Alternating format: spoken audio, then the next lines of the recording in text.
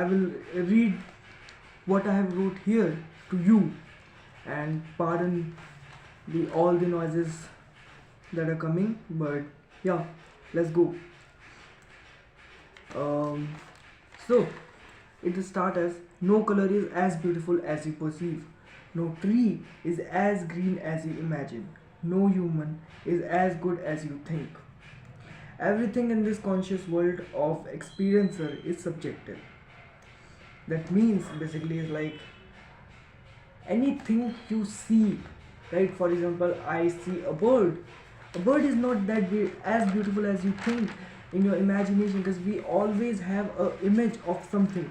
We always have something going on in our head before even getting to the point at which we can interact with that object that we have in our imagination.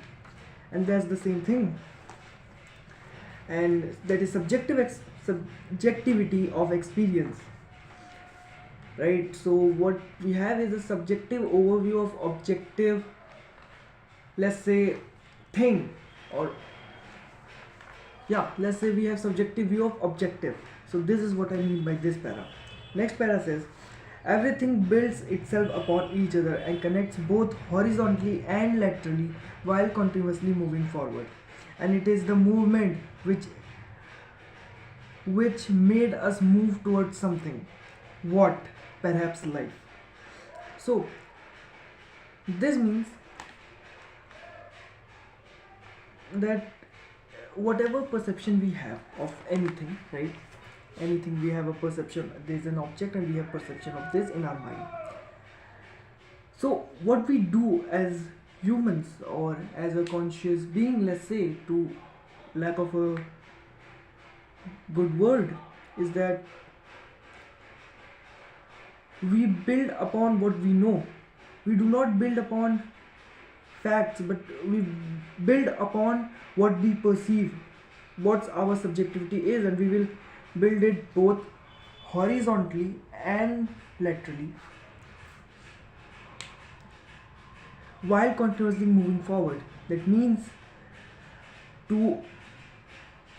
it suggests the dynamic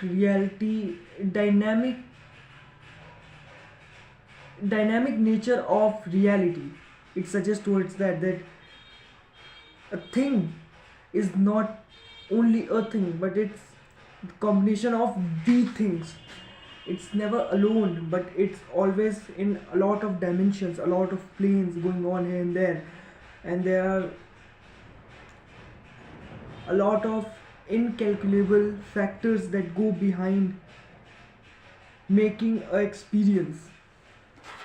So the next para is, and doing this movement, like there is reality going on in multiple planes and dimensions, and with this we are continuously moving forward.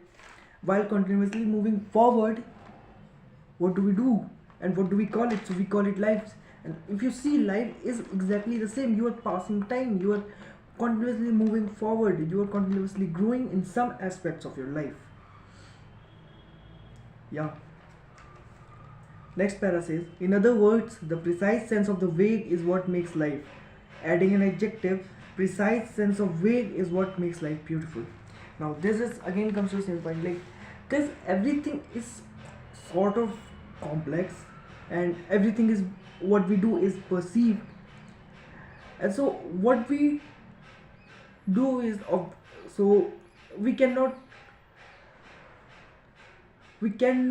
understand everything, because it is very complex. It is beyond our what we can say it is beyond our capabilities to know everything.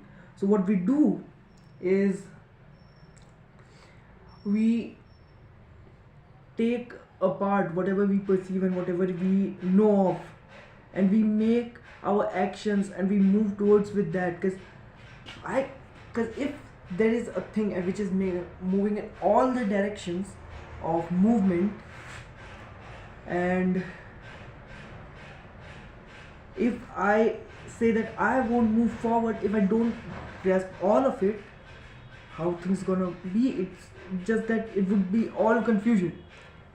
And so that is what I say, the vague sense, the precise sense of the vague, because complexity is beyond our understanding, right? And so we get a very minute preciseness in that vagueness of the world, and we take it and we act upon that. And there's the same thing that says that doing this act, doing this precise act precisely with everything it requires, we make it our world, not all other complexities. That is what makes our life beautiful. So next para is next para is, what is the connection between this? Nothing is as good as it seems, and there's precise sense of the vague. It is that life is neither good or bad. It is subjective adjustment of objective nature, the thing we talked in the first around 2 minutes of the video. It is the subjective adjustment of objective nature, the perceived notion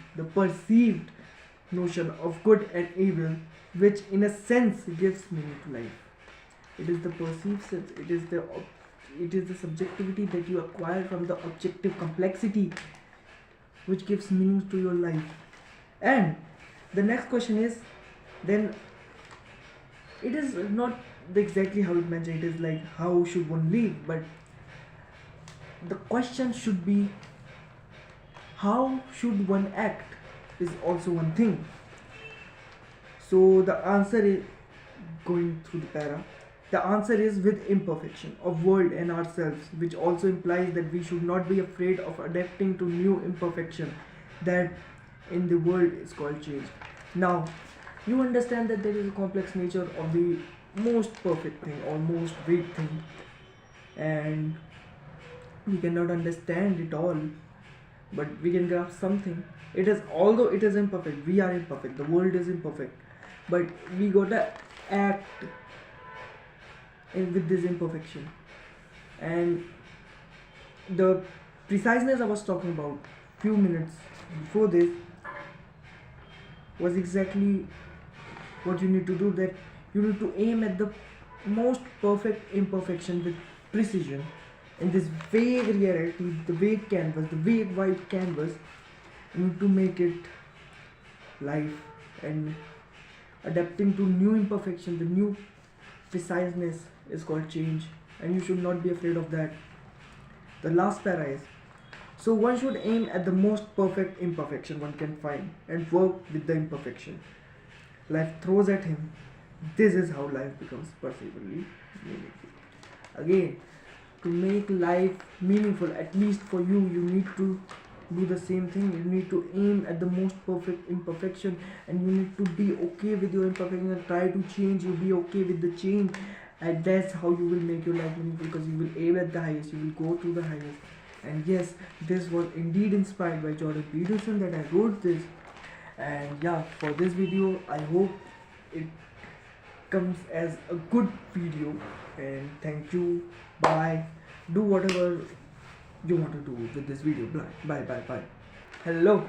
So I am making this video so that I can clear few of rubbish that I have up in here, and consider everything I said is sort of because it is written by a 17-year-old dumb pseudo philosopher, right? And he does not know anything, but he wants to know something, so he makes his attempts in with regards to what he want to say and what he want to be like. And so this is one of the things which he does, and